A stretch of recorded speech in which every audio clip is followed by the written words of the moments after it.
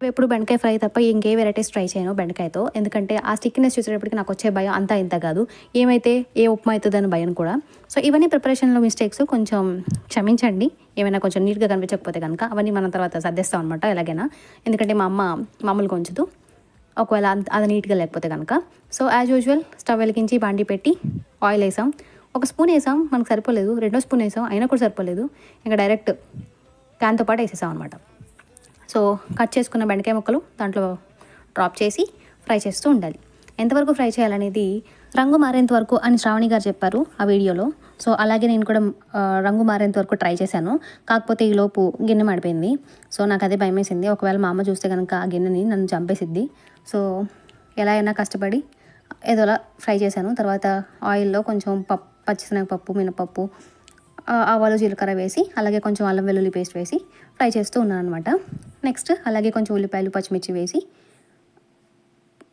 Fry చేస్తూ ఉన్నా.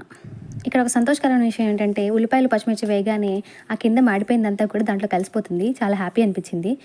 తప్పేమో కాకపోతే గనక ఆ రోజుకి అదే నాకు మంచిగా జరిగిందనిపించింది. నెక్స్ట్ అలాగే టమాటా కూడా పేస్ట్ వేసేసి కొంచెం సేపు మూత పెట్టి ఉడికిస్తూ ఉన్నాననమాట. ఈలోపు అది ఉడుకుతుంది. నేను దాంతో ఆడుకుంటూనే ఉన్నాను. తర్వాత ఉప్పు, కారం, పసుపు. సో, ఇక్కడ చిన్న టిప్ ఏంటంటే నాకు తెలీదు కరెక్ట్‌గా వేయడం. తగినంత అని చెప్పగలను అంత మాత్రమే. ఇక్కడ మీకు కావాలంటే గనక కొంచెం పార్టిషన్స్‌గా ఆలోచించుకొని వేసుకుంటూ ఉంటే చాలా మంచిది. నెక్స్ట్ మనం పెరుగు వేయాలి. ఇక్కడ పెరుగు వేసినప్పుడు కొంచెం మంచిగా చిలికి వేయడం మంచిదనిపించింది.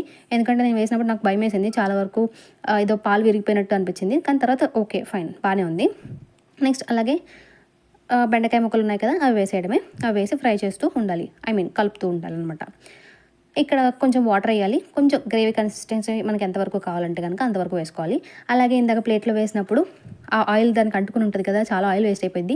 సో, అందులో కొంచెం నీళ్ళు వేస్తే కనుక ఆయిల్ కూడా అయిపోతుంది.